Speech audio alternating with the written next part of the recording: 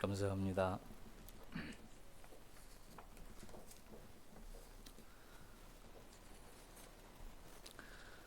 오늘은 사마리아에 있는 수가성에 살던 한 여인이 주님을 만난 이야기를 잠시 묵상하고자 합니다. 사마리아 여인 이야기는 아마 많이 들으셨을 줄로 아는데, 이제 이 이야기는 사마리아라고 하는 특수한 환경이 이해가 돼야 이 이야기를 좀 더 이해할 수가 있습니다. 솔로몬 왕이 죄를 지어서 솔로몬 죽고 나서 나라가 남북으로 나뉘게 됩니다. 그 남북으로 나뉘는 모양이 꼭 우리나라하고 좀 비슷한 것 같아요.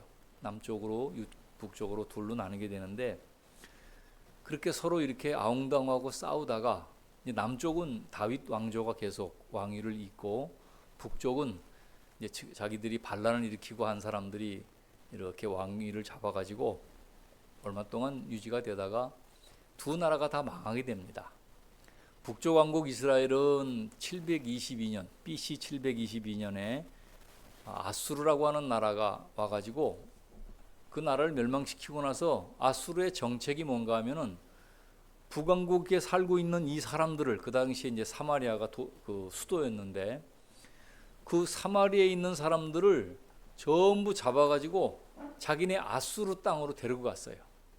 그리고 아주 그 동네에 살고 있는 수많은 이상한 사람들을 데려다가 사마리아 땅에 살게 했습니다. 그러니까 일부는 가고 일부는 남고. 그래서 이제 아수르의 정책은 뭐냐면은 이스라엘이 단일 민족이라 이렇게 하고 있으니까 그것을 혼혈족을 만들기 위해서 아주 못된 정책을 쓴 것이죠. 그러고 나서 한 140년 후에 남유다도 멸망을 합니다. 근데 남유다는 멸망을 할 때 그 민족이 정통성을 가지고 그대로 바벨론으로 다 내려갔다가 그리고 70년 만에 다시 올라오게 됩니다. 그런데 이제 무슨 일이 일어났는가 하면은 바벨론에 간 사람들이, 남유다 사람들이 전부 올라와서 예루살렘 성을 중건을 하고 제사를 드리려고 하는데, 북쪽에 있던 사마리아 사람들이 찾아온 거예요. 우리도 아수르에게 멸망을 당하고 어려움을 겪었지만 여전히 하나님을 섬기는 백성으로 남아있다. 그러니까 예루살렘을 중건하고 제사 드릴 때 우리도 좀 같이 하자. 그러면서 그 사람들이 와서 이제 동참하려고 합니다. 그런데 남유다 사람들은 가만히 그 사람들을 보니까 그 혈통도 혼혈족이 됐지만은 이방신을 섬기는 것이 너무 많은 거예요.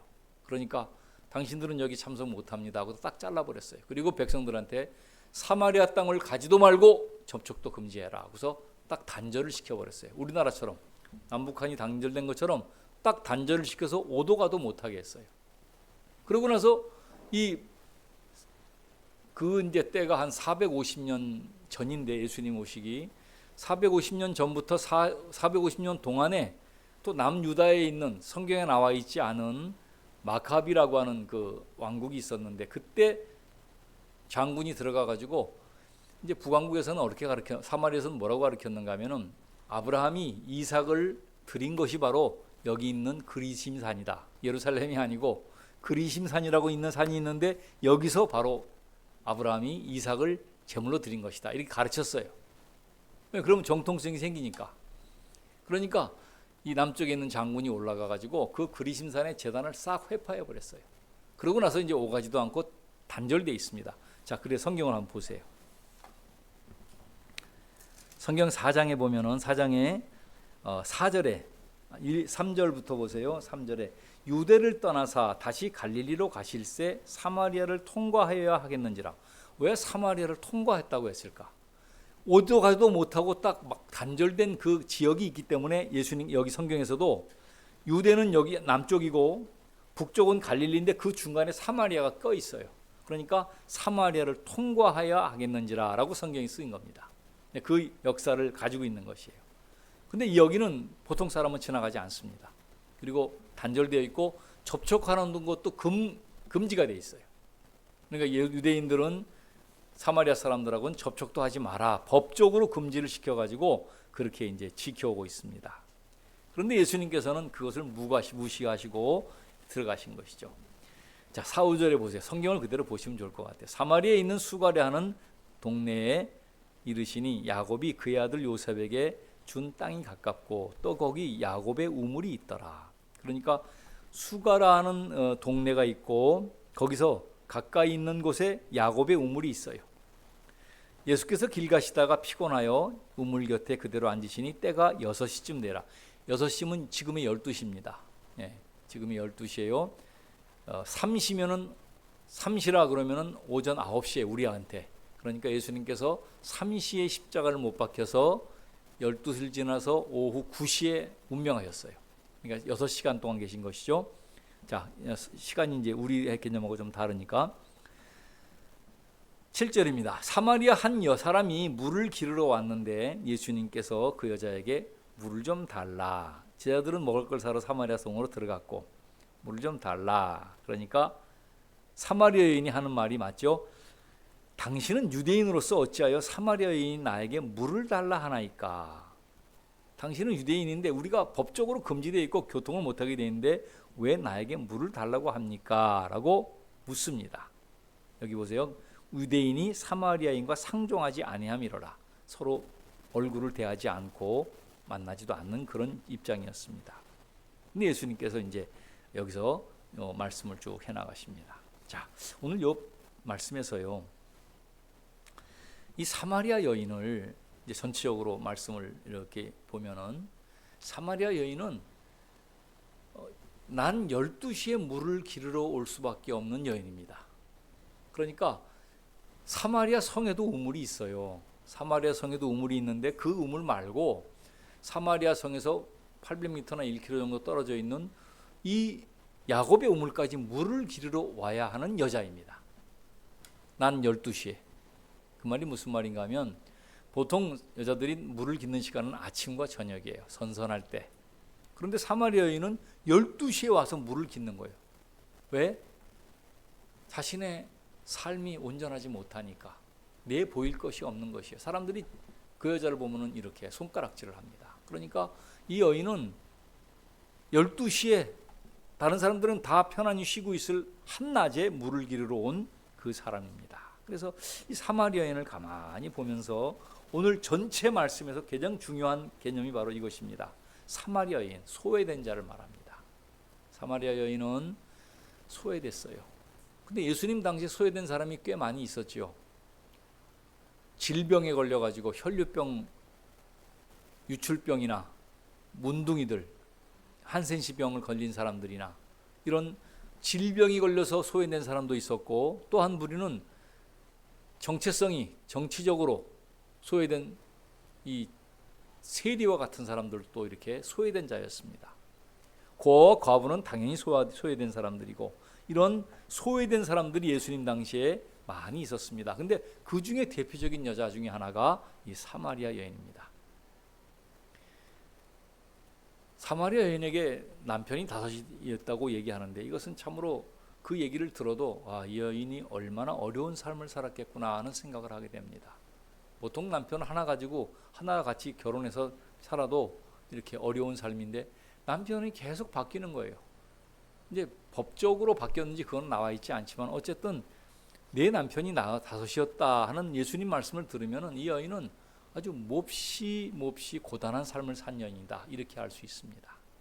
예수님께서 그 여인을 만나기 위해서 일부러 들어가신 것이다. 이제 그렇게 해석하는 것이 맞습니다. 그래서 오늘 이 사마리아 여인을 보면서는 우리 성도들에게 하시는 말씀이 있어요. 주님께서 소외된 자를 돌아보라 하시는 말씀이 여기 들어가 있어요. 그러니까 육체적으로 소외된 사람, 정신적으로 소외된 사람, 사람들 가운데 나오지 못하고 떨어져 나가 있는 사람들. 예수님도요, 세상 사람들은 번듯한 사람을 좋아해요. TV에 나오는 멋진 사람들을 좋아하죠. 그게 맞아요. 근데 예수님도 멋진 사람을 싫어하는 게 아니에요. 그분들도 좋아하세요. 멋지고 잘생긴 사람도 좋아하지만 예수님은 멋지지 않고 못생긴 사람도 좋아하는 것이에요. 예수님은 구별하지 않으세요. 그러니까 예수님은 늘 이렇게 차별하지 않고 모든 사람을 대한다고 하는 것을 알 수가 있습니다. 이것이 굉장히 중요한 것이에요. 교회는요, 돈이 있는 사람들을 대접을 해요. 그리고 가난한 사람이 들어오면 멸시해요. 이거는 우리 때만이 아니고 2000년 전에도 그랬어요. 예수님 당시에도 가난한 사람들이 들어오면 아무데나 앉아라 얘기하고, 돈이 있는 사람이 화려한 옷을 입고 들어오면 좋은 자리로 안내하고 그렇게 했어요. 마치 레스토랑과 같았어요. 오늘 이 사마리아 여인을 가만히 이 이야기를 전체를 통해서 하나님께 우리에게 한번 생각해봐라 하는 것은 소외된 자를 돌보라 하는 의미가 여기에 들어가 있습니다. 사마리아 여인, 그러면 소외된 자예요. 이 사람들을 돌볼 의무가 우리에게 있습니다. 가난한 자를 불쌍히 여기는 것은 여호와께 구워드리는 것이니 그의 선행을 갚아주시리라. 잠언 19장 17절. 잠언 19장 17절이 그렇게 말씀해요. 또 하나님 앞에서 정결함이 없고 더러움이 없는 경건은 고아와 과부를 돌아보고 또 자신을 지켜 세속에 물들지 아니하는 그것이라. 야고보서 1장 27절에 말씀합니다. 그러니까 가난한 자를 돌보라고 하는 말씀이 사마리아 여인 이야기가 딱 나오면 우리의 마음속에 툭 치고 지나가는 것이 뭐냐면, 너는 가난한 자를, 소외된 자를 돌보고 있느냐, 그렇게 물으시는 것이에요. 이것이 첫 번째 우리에게 하시는 말씀입니다. 이것은 굉장히 중요한 것입니다. 오늘날도 소외된 사람들이 얼마든지 많이 있는지 몰라요. 병자들도 그랬지만은 주님을 알지 못하는 사람들이 다 소외된 사람들이에요. 얼마 있지 않으면 지금 이란에 전쟁이 일어나가지고 어마어마한 일들이 일어나고 있는데, 어떻게 앞으로 지금은 정치적으로도 그렇고 문화적으로도 그렇고 3년 후의 앞을 못 내려다봐요. 3년 후의 앞을. 그러니까 AI라고 하는 인공지능 로봇이 나오면서 3년 후가 어떻게 될지 모르는 것이에요. 지금 이제는 제일 먼저 없어지는 것이 버스 기사들이 없어져요. 이제 몇 년 지나면 자동 로봇이 자동으로, 지금 저희 집에 있는 안양 그 운동장에서 시청까지 자동 로봇이 왔다 갔다 해요. 그리고 이제는 저쪽 또 다른 데 한 군데를 더 연결한다고 이렇게 어제 나왔어요. 그저께 신문에 났어요. 그러니까 로봇이 그냥 다 알아서 해요. 그리고 집을 만드는 것도 요즘은 목수들이 필요 없이, 목수들은 10사람이 있던 것이 2사람만 있으면 돼요. 로봇이 다 만들어줘요. 집을 다 만들어줘요. 이렇게 그래가지고 짜서 판넬 갖다 딱 앉혀주고 8일 정도 걸리면 집이 한 개가 완공이 됩니다. 이제는 닭을 튀기는 로봇 아시죠? 닭 다 튀겨서 주는데, 의사들이 수술하는 것보다 로봇이 훨씬 더 정밀하답니다. 그리고 이렇게 화면을 들여다보면서 정확한 자리를 잡아서 정확하게 꿰매는 것이 전부 다 로봇이 훨씬 더 잘한다는 거예요. 제일 먼저 없어지는 그 회계사 직업. 회계사 하다 보면 사람들이 계산하는데 틀리잖아요. 로봇은 틀리질 않아요. 인공지능은 정확하게 만들어서 하고, 앞으로 이전에는 10년 후의 미래를 보고 어떻게 될지 몰랐는데 지금은 3년 후의 미래가 어떻게 될지 모른다는 시간이에요. 근데 문화적으로 그런데 정치적으로도요. 이란과 이스라엘의 전쟁은 우리가 20년 전부터 기대하던 것이었어요. 이란과 이스라엘이 전쟁을 하면서 그 어떤 시점에서 종말이 시작된다는 그런 시나리오가 있어 왔기 때문에 한 20년 전부터 기다리던 그 일이 지금 일어나고 있는 거예요. 전 세계에서. 그러니까 그런 영적인 미래의 어떤 주님이 다스리는 그 나라의 일들도 어떻게 될지 모르는 것이에요. 지금은. 그냥 굉장히 이거는 너무 어려워요. 이게 신앙생활 하면서도 요즘 시기를 가만히 보면은 어떤 좀 그 기독교 안에서도 진보적인 것이 있고 좀 영적인 세계도 그런 게 있어요. 그런데 좀 진보적인 사람들은 예수님이 일단 올 시간이 다 됐다. 끝났다 이제. 시간은 다 지나갔고 이제는 루스 타임이다. 축구하다 보면은 45분, 90분이 끝나면은 잠깐 시간을 더 줘요. 루스 타임을 주는데 지금이 루스 타임이라는 거예요. 시간은 다 끝났고 지금 이제 구원받는 사람들은 보너스로 구원받는 사람만 남았다. 그렇게 과격하게까지 얘기를 해요. 그러니까 이제 그런 말을 들을 때는 좀 한숨이 지어지죠. 아이고 이거 어떡하나 그런 생각이 드는데, 어쨌든 뭐 어차피 역사는 이루어지는 것이고 나가는 것이니까 문화적으로도 그렇고 정치적으로도 그렇고 세계적으로도 이제 정말 주님이 오실 날이 가까워오지 않았나 그런 생각을 합니다. 그러니까 지금은 정신을 바짝 차려야 돼요. 이런 때에 소외된 자들, 주님을 알지 못하는 사람들을 돌보는 것이 오늘 사마리아 수가성 여인의 이야기 중에 첫 번째 주님께서 하시는 말씀입니다. 자, 14절을 좀 보겠습니다. 내가 주는 물을 마시는 자는 영원히 목마르지 아니하리니 내가 주는 물은 그 속에서 영생하도록 솟아나는 샘물이 되리라. 인간의 삶은 영적인 갈증으로 늘 목말라 합니다. 자, 영적인 갈증이 있어요. 그래가지고 채워지지 못하는 이 공허함이 있다 이 말이에요. 50대 중반 정도 되면은 영적인 갈증이 극에 달한다고 합니다. 삶의 갈증하고 같이 오기 때문에 애들을 다 키우고 나서 내보냈지, 출가를 시키든지 했지, 이제 한 가정이 이제는 둘이만 남는 부부가 되는데 부부가 서로 대화가 안 되고, 그러니까 이제는 공허함이 있다는 거예요. 공허함이. 내가 지금 뭐하고 살았지 하는 공허함이 있다는 겁니다. 물론 50대 중반뿐만 아니고 60대 70대 가서도 마찬가지죠. 공허함이 있어요. 영적으로도 공허할 수 있습니다. 이럴 때 이 주님이 하신 말씀은 이 말씀을 들어야 되는 것이, 내가 주는 물을 마시는 자는 영원히 목마르지 아니하리니 내가 주는 물은 그 속에서 영생하도록 솟아나는 샘물이 되리라. 성령을 말씀합니다. 성령이 우리 속에 들어오시면은 그 성령이 역사하시면서 우리에게 영원한 샘물을 공급해 주신다, 그런 말입니다. 유대인들은 하나님을 바라는 것을 영혼의 갈증으로 이해를 했습니다. 우리도 마찬가지죠.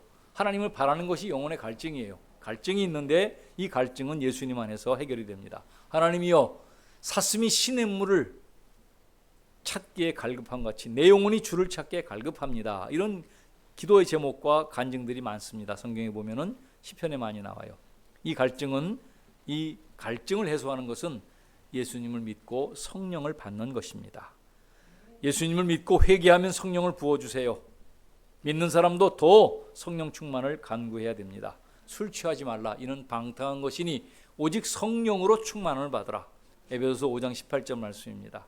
그러니까 성령이 취한 것과 술 취한 게 좀 비슷해요. 옛날에 기도원을 가서 이렇게 기도하고 금요일 날쯤 내려오려고 그러면은 처음에는 막 견고하고 얼굴이 굳었던 사람들이 이제 화요일 저녁 집회와 수요일 저녁 집회 이틀 정도 저녁 집회를 참석하고 나면은 회개를 해요. 이제 첫날 주된 날은 회개하잖아요. 회개를 막 강조해요. 그러면 이제 막 눈물을 흘리면서 회개를 딱 하면은 목요일 아침 정도 되면 사람들이 부드러워져요. 낙지같이 돼. 그래가지고 금요일 날 내려올 때 되면 사람이 너무너무 부드러워져요. 그거를 늘 체험했어요. 저도 그랬던 경험이 있고. 그런데 이 술 취한 것과 성령 취한 것은 비슷해요. 그러니까 흐느흐느해요. 사람이 뼈가 없는 것처럼. 그러니까 심령이 부드러워지는 것이에요. 그러니까 완고한 사람들은 하나님 앞에 서지 못합니다. 마음을 완고하게 하지 마세요. 말씀을 받으려고 해도 완고한 사람들은 말씀을 못 받아요. 들어가지 못해요. 내가 문 밖에서 두드리노니 누구든지 내 음성을 듣고 문을 열면 내가 그에게로 들어가 그로 더불어 먹고 그는 나로 더불어 먹으리라. 요한계시록 3장 20절 말씀이에요. 근데 주님께서 들어오려고 하는 문을 이렇게 열려고 그러는데 바깥에는 손잡이가 없어요. 그 손잡이는 안에서 열어주는 문이에요. 그래서 열어줘야만 주님이 들어오시는 것이에요. 여러분, 마음을 강팍하게 하면 바리새인처럼 되는 것이에요. 마음을 열어놓으세요. 유튜브를 다 믿지 마세요. 마음은 열어놓으시고 분별하는 것은 성령께서 역사해 주시도록 기도하고 분별해야 됩니다. 그렇지만 마음을 닫아 걸면 안 돼요. 그러면 누구도, 예수님도 거기 함께 할 수 없습니다. 자, 이 영원히 솟아나도록 하는 샘물이 되리라, 이 말씀 기억하시고 주님 앞에 가야 됩니다. 자, 그 다음에 또 한 가지 말씀을 16절 말씀이에요. 예수님과 사마리아 여인이 이렇게 대화를 하시면서 예수님이 뭐라고 말씀하시니까, 자 16절에 보세요. 가서 내 남편을 불러오라. 여자가 이제 그런 물을 내게 주셔서 목마르지도 않고 여기도 물 기르러 오지 않게 하시옵소서. 이제 예수님은 영적인 말씀하셨는데 이 여자는 육신적으로 받아들였어요. 그러니까 주님이 한 말씀하세요. 내 남편을 불러오라. 제가 이 경험이 있어요. 이 말씀을 읽으면서 내 남편을 불러오라 하는데 내 마음이 쿵 울리는 느낌이 있었어요. 뭐냐면 성경을 읽을 때 성경 속으로 들어가서 읽잖아요. 자, 잘 들으세요. 성경을 읽을 때 겉으로 읽지 마시고 성경 속으로 들어가셔야 돼요. 이렇게. 그래가지고 예수님과 수가성 여인이 대화하는 그 자리로 들어가시는 거예요. 들어가서 읽는 거예요. 들어가가지고 그 환경을 보면서 읽는 거예요. 그런데 제가 이제 그렇게 옆에서 이렇게 보고 있는데 예수님하고 사마리아 여인이 얘기하다가 예수님이 그러시는 거예요. 네 남편을 불러오라. 딱 그러는 거예요. 여러분, 이 여인에게 남편은 무슨 존재인지 아세요? 여인에게 네 남편을 불러오라, 그 말은 여인에게 가장 아픈 부분이에요. 남편이 5이나 있었잖아요. 이거는 너무너무 아픈 부분이에요. 가장 취약한 부분이고, 그래서 제가 그 말을 딱 들으면서, 저도 사마리아 여인 이야기를 알고 있으니까 예수님이 그렇게 딱 말씀하시는데 제가 가슴이 쿵 울렸어요. 어휴, 어떻게 저런 말씀을 하실 수 있지? 그런 말이에요. 이 말이 무슨 말인가 하면, 너 10년 전에 성폭행한 당한 일이 있지 않느냐, 그런 말과 똑같은 말이에요. 떠올리고 싶지 않은 수치를 말씀하는 거예요. 여러분도 그런 거 있잖아요. 10년 전에, 20년 전에, 30년 전에 내가 정말 내놓고 싶지 않은 그런 아픔들이 있어요, 사람들에게는. 근데 예수님이 거기서 딱 그 말씀을 하시는 거예요. 내 남편을 불러오라. 그러니까 제가 옆에 있다가 예수님하고 두 분이 얘기하는 걸 가만히 옆에 듣고 있다가 제가 가슴이 축 올렸어요. 어떻게 저런 말씀을 할 수가 있지? 그렇잖아요. 10년 전에 성폭행 당했는데 그 얘기를 잊어버렸는데, 나는 까맣게 잊어버리고 잘 살고 있는데 그 말씀을 딱 끄집어내 내놓으시는 거예요. 아, 이거는 너무나 아픈 얘기예요. 그러니까 여자가 딱 말해요. 저는 남편이 없는데요? 딱 그러는 거예요. 감추고 싶죠. 상처는 누구나 내놓고 싶지 않죠. 예수님이 누군데 잠깐 만나서 물 얘기했는데 남편 달라고 그러니까 감춰버리는 것이에요. 전 남편이 없습니다. 그랬어요. 그랬더니 주님께서, 맞다. 내가 남편이 없다는 말이 맞다. 이전에 5이나 있었는데 지금 있는 남편도 네 남편이 아니지. 맞아. 그러니까 여자가, 이거는 이제 뭐 완전히 그냥 감추려고 했고 숨기려고 했던 그 상처가 그냥 형광등이 탁 빛이 비치면서 드러내버린 것이에요. 이 말씀을 가만히 보면서 묵상을 합니다.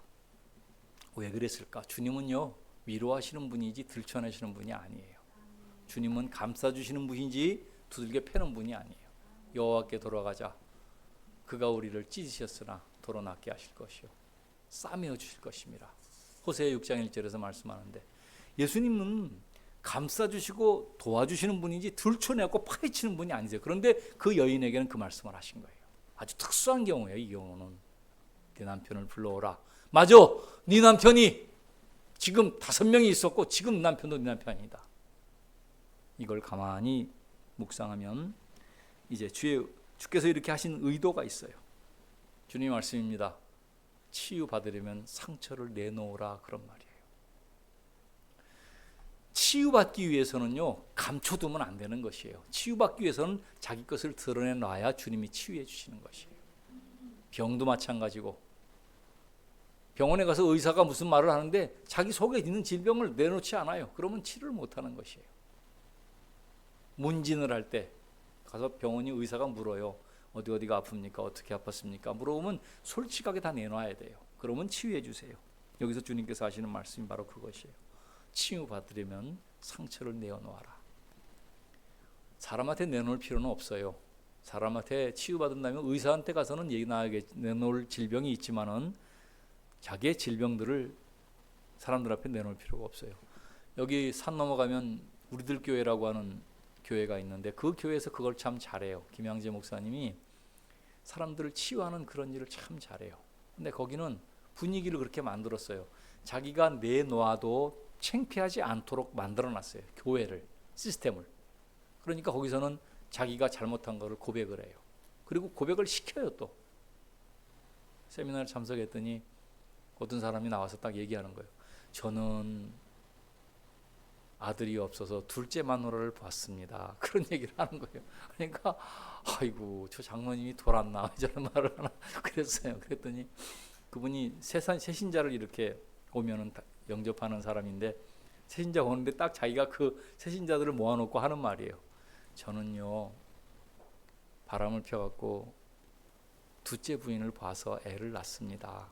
근데 우리 목사님께서 그 애하고 관계를 끊으라고 그래서 저는 자식이 없는데 그 애하고 관계도 끊고 지금 여기서 봉사하고 있습니다. 그 간증을 해요.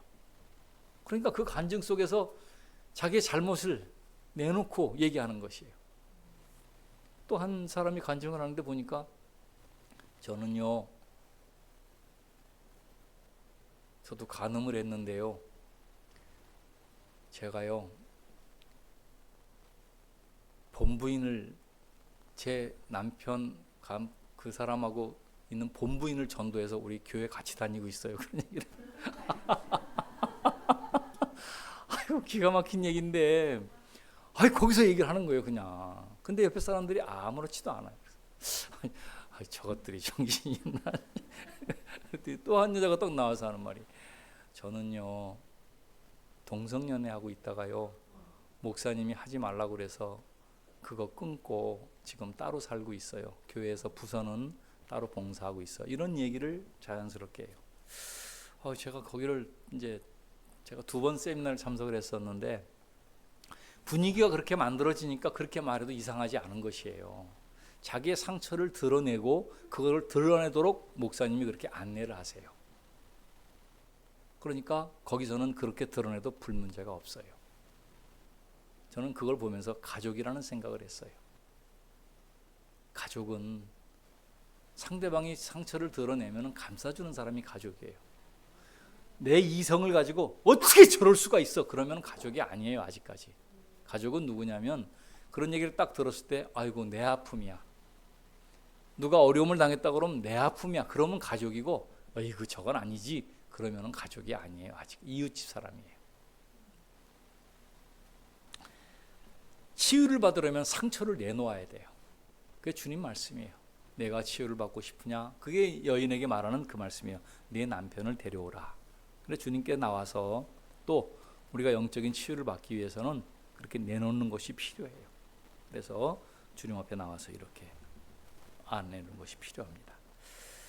이게 사정이, 요한복음 4장이 사마리아 여인은 묵상할 게 굉장히 많아요. 사실은 예배에 관한 부분도 많고 여러 가지도 많아요. 그런데 오늘은 더 못하겠습니다. 한 3개 정도 더 해야 되는데, 첫 번째 이제 정리를 하겠습니다. 그냥 첫 번째는 사마리아 여인 자체를 이야기를 딱 들을 때 우리가 하시는 말씀은 뭐냐면, 소외된 자를 돌보라 하는 말씀이에요. 사마리아 여인과 같이. 그것이 첫 번째고요. 두 번째 14절, 내가 주는 물을 마시는 자는 영원히 목마르지 아니하리라 하는 말씀은 성령 충만을 갈구해라, 그런 말입니다. 성령 충만을 사모해서 그렇게 나가면은 아무런 영적인 부족함이 없어요. 충만할 수가 있어요. 그리고 세 번째 16절에서는 네 남편을 불러오라. 이 말은 치유받기 위해서는 네 상처를 드러내라, 그렇게 말씀하시는 겁니다. 오늘 이 그냥 3가지만 보겠습니다. 시간이 안 돼서. 어쨌든 사마리아 여인의 이야기가 우리하고 관계가 있는 말씀이에요. 우리의 삶을 얘기하는 것이에요. 그러니까 감추지 말고 내어놓으세요. 그러면 하나님의 역사가 있을 것입니다. 기도하십시다. 하나님 아버지 감사합니다.